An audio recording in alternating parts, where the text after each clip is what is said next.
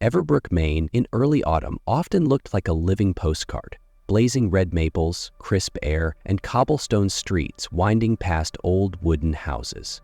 At first glance, everything here promised a peace so convincing that outsiders believed no darkness could ever hide within. Yet right in that calm picture roamed a German shepherd with a jagged scar running down his left eye. Locals called him Shadow, the invisible shadow no one truly noticed.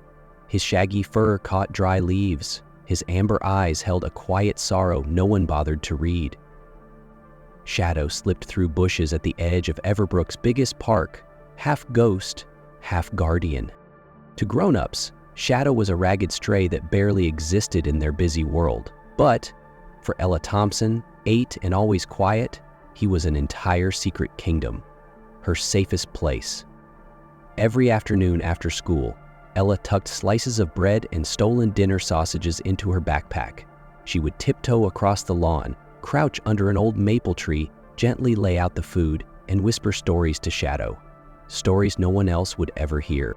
Some days, when the wind turned cold, Ella would wrap her knitted scarf around Shadow's neck, fingers brushing over his torn ear with a tenderness rare in her life. In return, Shadow pressed his head into her lap, eyes half closed in a trust deeper than words.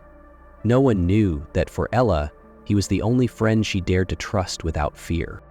In sharp contrast to the rustling maples and gentle winds outside, the Thompson household carried a chill no fireplace could chase away.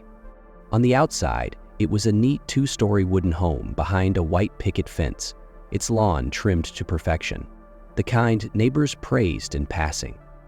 Inside, Gregory Thompson, Ella's stepfather, ruled every corner with rigid control. The sofa must never shift from its spot. Dinner must be served at precisely 7, and a child's laughter must never grow too loud. Vanessa, Ella's mother, was a slender woman whose eyes always slipped away from the truth.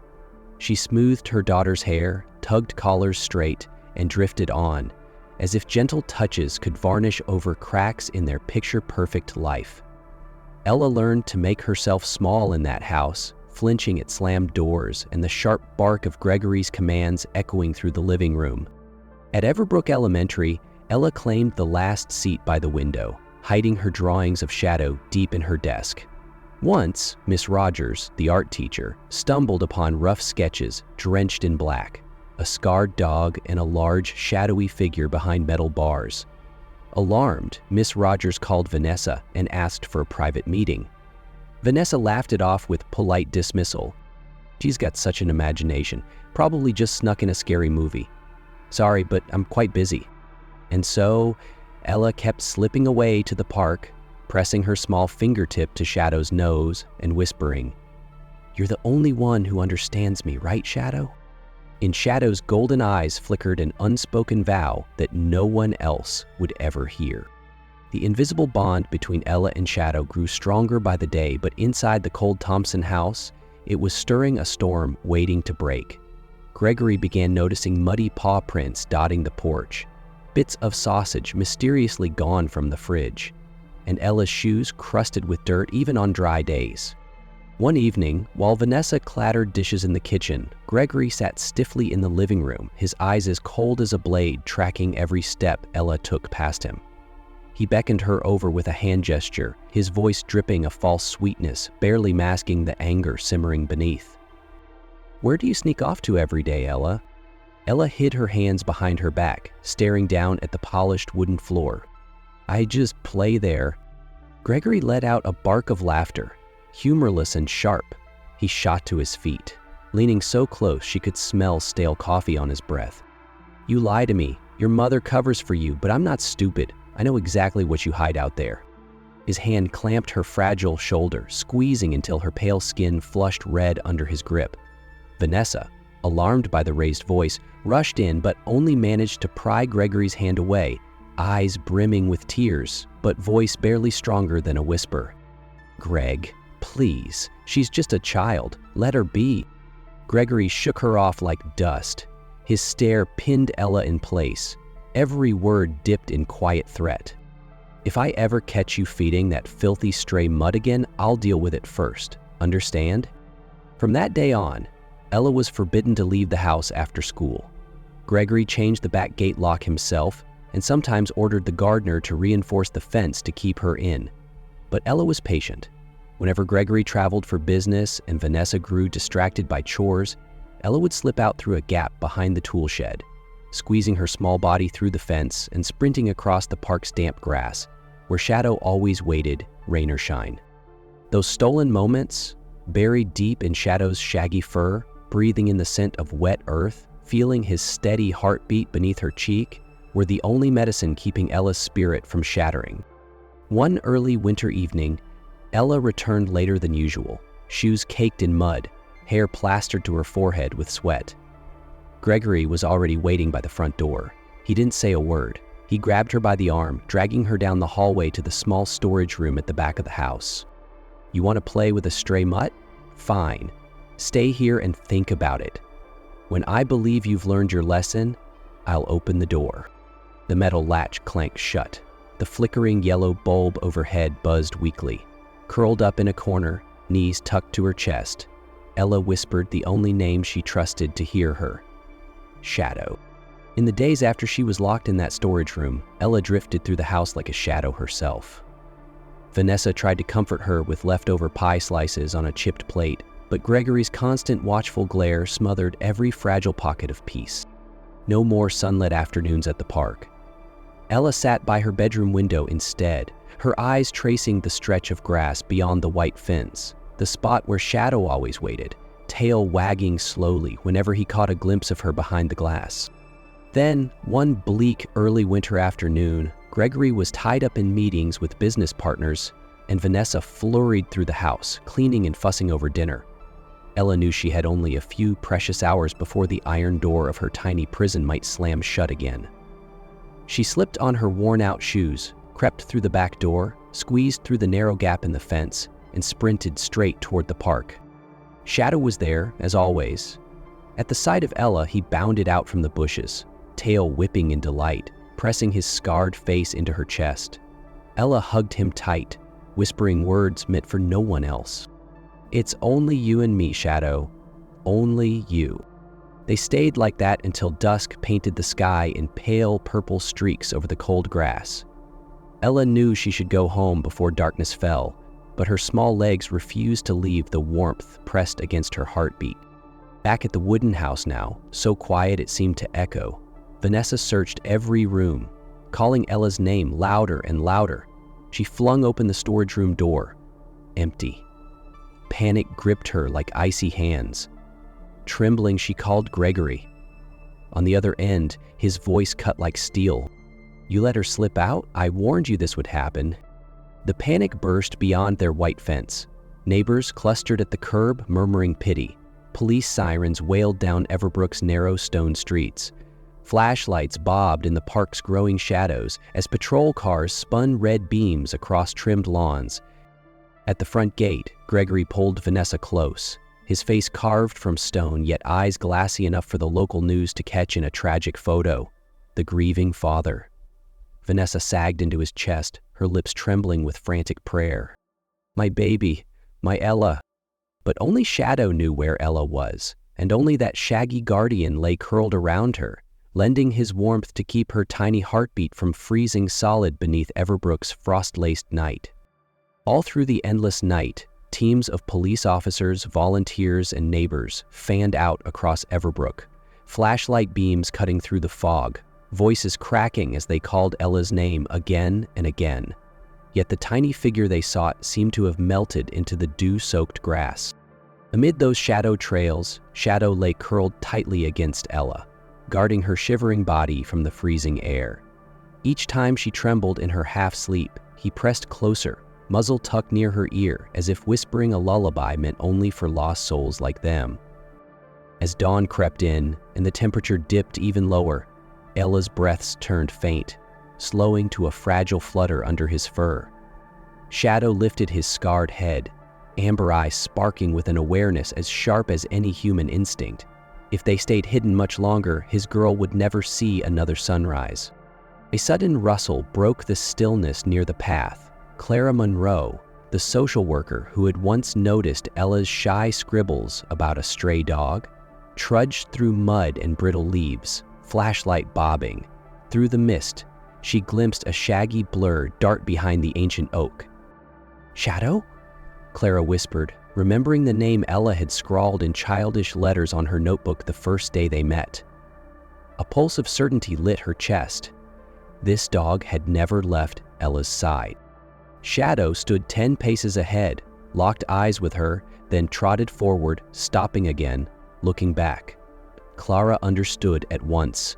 He was leading her. "Good boy, Shadow. Take me to Ella. Show me, sweetheart," Clara murmured, boots squelching over damp moss as she followed the trail of wet paw prints.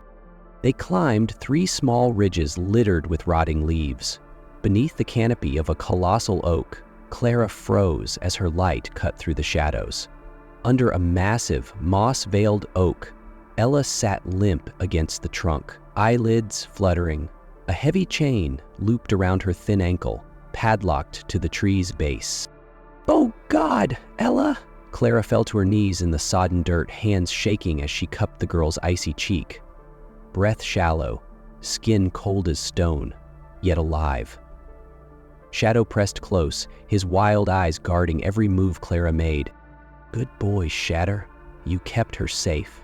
Clara's whisper broke as she tugged off her heavy coat, wrapping it around Ella's shivering shoulders. She fumbled her phone with numb fingers, dialing emergency services. One gloved hand brushed the chain links, cutting into the child's flesh. Old, rusted, but locked tight. Clara glanced wildly around and yelled into the dark. "Over here! Bring bolt cutters now!" Footsteps pounded closer. Flashlight beams bobbed through the trees. A uniformed officer skidded beside her, wrench in hand. Shadow growled low, a deep rumble as strange hands approached Ella's leg. But Clara soothed him with a gentle scratch behind his ear. "It's okay, Shadow. She's safe now. Let them help." Metal ground against metal, then a sharp snap. The padlock cracked apart. A paramedic draped a thermal blanket over Ella, slipped an oxygen mask over her mouth, murmuring calm reassurances. Shadow didn't budge an inch, flinching at every voice but never tearing his eyes away from the girl he had sworn to guard. Clara looped a spare leash around his neck, voice thick with tears as she bent close to his battered head. "You saved her tonight, Shadow. I swear to you. You're going home with her. No one's taking you away ever again." In the damp hush of Everbrook's dawn, under that ancient oak and a chain newly snapped in half, a woman, a broken child, and a scarred stray dog breathed the first fragile promise of a new family taking root where an old nightmare ended. Paramedics lifted Ella gently onto a stretcher, clipped a small oxygen mask over her nose, and tucked her under layers of thermal blankets. Shadow padded alongside, ears flattened, limp in his step but unwavering in his watch.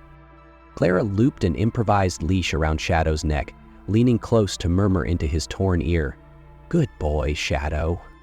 Ella was rushed straight to Everbrook Hospital's emergency wing.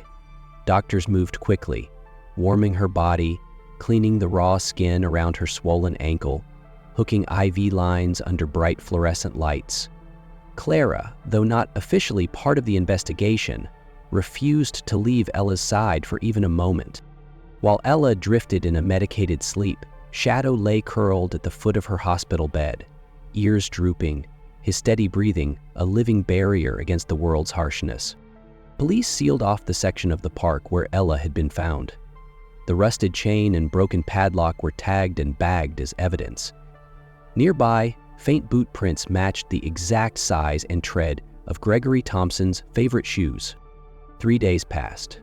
Ella still didn't speak, but when her eyes cracked open, they skittered past strangers to land only on Clara and the dog she trusted more than anyone alive. The child psychologist brought her colored pencils and paper, speaking softly in the sterile room's hush. Ella drew. Trembling lines, smudged shadows, a large man, a chain coiled around a little girl's ankle, and a shaggy dog standing guard, fangs bared at the dark. When Clara knelt and whispered, "Was it Gregory who chained you there?" Ella only nodded, a single tear soaking into the edge of her blanket. Detective Collins, Everbrook's grizzled veteran, pieced the trail together. A receipt for chains and padlocks, purchased at a hardware store 2 blocks from the Thompson house. Dated the same day Gregory claimed he was on a business trip. Security footage showing Gregory's car idling near the park that very afternoon. A broken, guilt-riddled confession from Vanessa when pressed too hard to keep lying. She admitted seeing Gregory punish Ella before, locking her outside overnight to teach her a lesson about strays. By then, Gregory was long gone. His car was found abandoned in a remote highway rest stop, driver's door ajar, wallet gone, paperwork scattered on the passenger seat. As reporters camped outside Everbrook Hospital, the public still saw Gregory and Vanessa as devastated parents. But those who had glimpsed the bruises on Ella's tiny shoulders, the way she recoiled at Gregory's name, knew what horrors lay under that polished facade. Statewide warrants followed, bank accounts frozen, Vanessa summoned to testify before a grand jury. Pale, trembling, she finally signed her statement. She'd feared Gregory for years, ignored the bruises because it was easier than fighting back. And yes, he'd chained Ella to that oak to scare her into obedience. And Shadow? In just 3 days, the scarred stray no one wanted now wore a soft medical collar and a fresh microchip. He was listed in official reports as a key witness, and an Everbrook Times front page captured him curled beside Ella's hospital bed, half asleep but watchful, the 4-legged hero who kept death away from the most fragile soul in town. Detective Collins stepped into the hospital room, fatigue carved into the lines around his eyes. He looked at Clara, then at the sleeping child and the loyal dog at her feet. "Gregory's a cunning bastard," Collins said. "He slipped away before the warrant hit. But with Vanessa's testimony, the physical evidence, and what Ella drew, this won't get buried. Not like other kids lost in the dark." Clara stroked Ella's tangled hair and nodded quietly. "That's enough for me. The rest, we'll heal together." Collins gave a rare, slow nod, then turned for the door. He paused to glance at Shadow. Once a faceless stray, now Everbrook's fiercest protector. Inside that bright, hushed hospital room, Ella drifted back to sleep to the sound of Shadow's calm breathing. Clara sat by the window, eyes turned to the pale winter sky. The worst storm had broken, but the battle to mend a child's heart had only just begun. More than a month after being rescued, once her wounds had closed and the fevers subsided, Ella was brought home by Clara to a small wooden house on the outskirts of Everbrook, the same house Clara had lived in alone for so many quiet years. Shadow, too, was fully vaccinated. His old scars cleaned and dressed, his shaggy fur bathed until it gleamed under the sun. Around his neck hung a brand new collar engraved with his new name, Shadow Monroe. On the day Ella left the hospital, she still trembled whenever the car door opened or the wheels rolled past familiar streets. She clutched Shadow's ear, burying her face in the thick, comforting mane. Only when she caught Clara's smile reflected in the rearview mirror did Ella dare to lift one hand and press her palm against the window, as if opening a new chapter at last. Ella's room in Clara's house smelled of fresh pine and glowed with warm yellow light. Clara hung a string of tiny, star-shaped lights around the window frame and stuck glow-in-the-dark stickers of constellations across the ceiling so that, lying down, Ella would always see a safe sky above her. But on those first nights, when Clara whispered goodnight and turned off the lamp, Ella would flinch awake, her eyes wide and breathing shallow, terrified the dark would swallow her whole again. Each time, Shadow, now with his own soft bed right beside Ella's, would lift his head, rest his muzzle on the blanket's edge, and gently lick the back of her small hand. Once, she dreamt she was chained to the old oak again, cold and trapped, hearing angry footsteps pounding closer and closer. She woke up sobbing so hard her chest shook. Clara rushed in, switched on the lamp, and found Shadow already halfway up on the bed, his amber eyes locked on Clara as if to say, "It's all right now, she's safe." Clara sat at the edge of the bed, holding Ella's trembling fingers, whispering, "You're not alone, sweetheart. Shadow is here. I'm here. Close your eyes now." Ella turned to Shadow, her shaky hand reaching to stroke his ear. The sobs quieted, her breathing evened out. Clara switched off the lamp again, closing the door softly behind her, leaving a faint hallway glow spilling across the little girl curled against Shadow's warm side. That thin line of light was the first dawn after a nightmare that had lasted far too long. Every morning, Clara rose early to cook breakfast. She taught Ella to wash her hands, crack eggs, sprinkle just the right pinch of salt, then watched her tilt her head in concentration as she stirred the frying pan over the tiny stove. Shadow sprawled lazily beneath the kitchen table, sometimes lifting his nose to sniff at the scent of sizzling eggs, sometimes nudging his muzzle into Ella's lap, begging for a taste. The child's giggles, the soft woof of the loyal dog, the gentle clink of plates, these replaced the cold silence that had once haunted Clara's house. Clara transformed a sunny corner of the living room into a tiny learning nook, a shelf packed with colorful picture books, a bright alphabet chart, and a box of neatly sharpened crayons in every shade imaginable. At first, Ella barely spoke.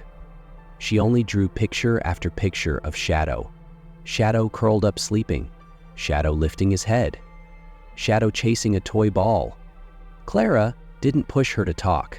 Instead, she sat beside Ella every afternoon, pointing to letters, sounding them out, praising her for every syllable, bravely pieced together. Then, one day, Ella surprised her. She lifted her head, voice hushed but steady, and said, "I want to read." To Shadow. They both laughed through tears. Clara nodded and placed a fairy tale book in Ella's hands. Slowly, haltingly, Ella read aloud, stumbling on some words, whispering others, while Shadow lay sprawled at her feet, one ear flicking at the gentle rise and fall of her voice. Whenever she lost courage, she buried her face in Shadow's fur, gathered her breath, and tried again. On those same pages, Ella began to sketch new dreams: wide blue skies, yellow blossoms, tall trees basking in sunlight, always with Shadow close by, a small, quiet figure anchoring her fragile world. 3 months passed. By spring, Ella was bold enough to run barefoot across Clara's back garden. She and Clara planted rows of tiny white daisies along the wooden fence. Shadow, though still limping slightly on his old wound, trotted faithfully at her heels, sometimes bumping his nose against the watering can or tugging gently at the basket of seeds, making Ella squeal with delight. Each night before bed, Ella knelt to scoop a handful of dry kibble into Shadow's bowl, stroke his scruffy fur, and whisper into his ear, "Thank you for saving me. Now I'll protect you, just like you protected me." Clara often lingered in the doorway, eyes misty, heart full. She knew now that no more paperwork or signatures were needed.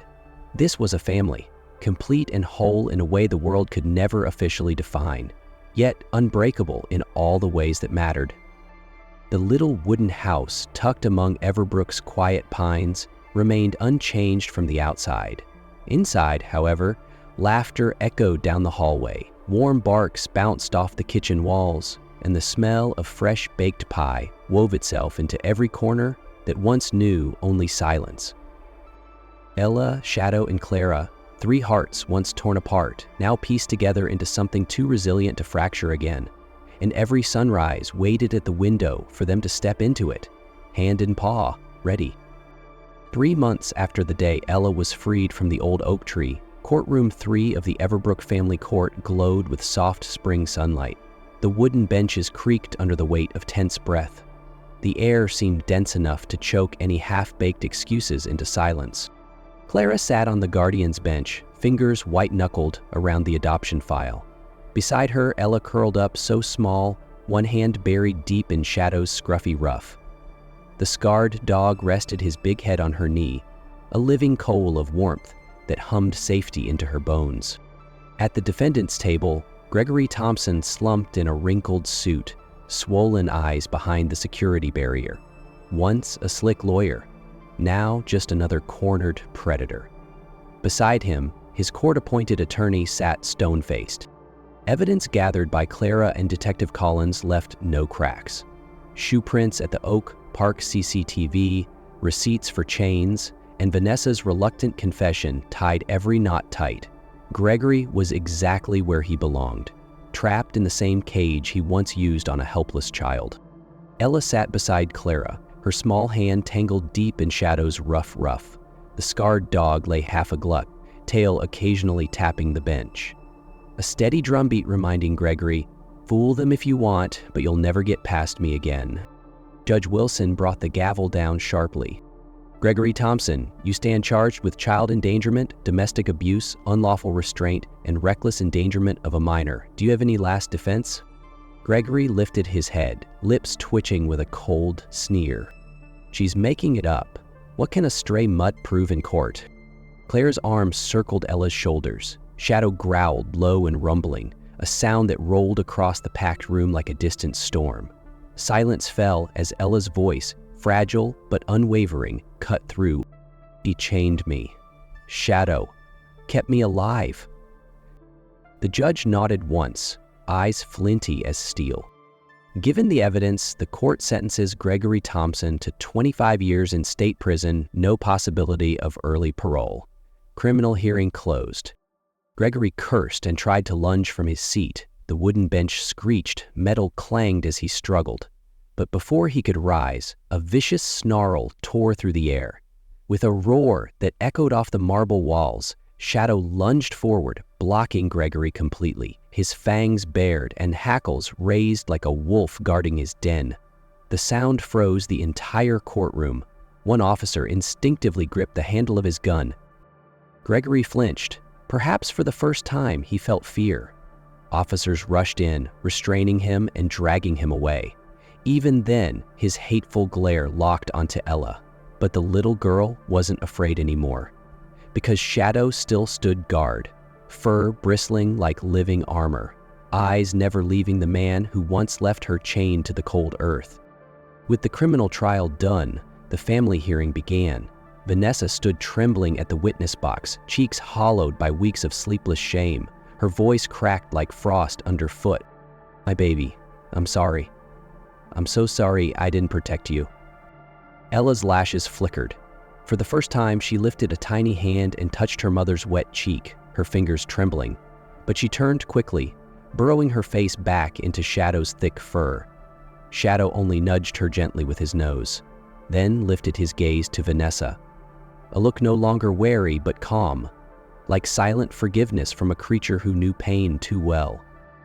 Judge Wilson, who had followed every page of this bruised case, asked quietly, "Mrs. Vanessa Thompson, as the biological mother, you retain the right to petition for reunification, given your confession, the record of abuse, and your present condition. Do you wish to contest this adoption?" Vanessa's shoulders heaved with sobs, voice breaking like shattered glass. "No, I've hurt her enough. Please, let Clara care for her. They are her real family now." A hush settled over the room. Every eye fell on Ella, her face half hidden behind Shadow's neck. She clutched him tighter when the judge asked, "Ella, do you wish to live with Miss Clara and Shadow?" Ella slowly lifted her head. Her blue eyes, still ringed with old fear, held a spark of fierce light as she whispered, "I'm only safe with Shadow and Clara. We are family." Shadow seemed to understand. He tilted his head, laid one broad paw gently in Ella's lap, his tail thumping softly against the wooden floor. His amber eyes gleamed in the sunlit courtroom. Wordless, but louder than any oath, "She's mine to guard, to love, for every breath I have left." Judge Wilson nodded once, closing the thick file with a finality that made Clara's throat tighten. Given these circumstances, full guardianship and adoption rights for Ella Thompson are granted to Ms. Clara Monroe. Shadow is hereby recognized as an official emotional support animal and shall not be separated from Ella. Court is adjourned. A ripple of soft applause spread through the benches. Vanessa leaned forward, hugging Ella once more, her tears wetting the girl's thin hair. "I'm sorry. Be happy now, my darling, with the family you deserve." Ella squeezed her mother's hand, then let go to bury herself deeper into Shadow's side. tears spilling freely but no longer born of terror. These were tears of relief. Shadow licked her salty cheek, nuzzled her temple, and wagged his tail in slow, comforting sweeps. It's over. We have each other now. Outside the courthouse, sunlight poured golden over the worn stone steps. Clara stepped out first, one hand clasping Ella's, the other holding Shadow's sturdy leash. Three shapes, a determined woman, a brave little girl, and a scarred old guardian, stepped into the sunlight together. They were not bound by blood, but by the kind of fierce, healing love that no chain could ever break again.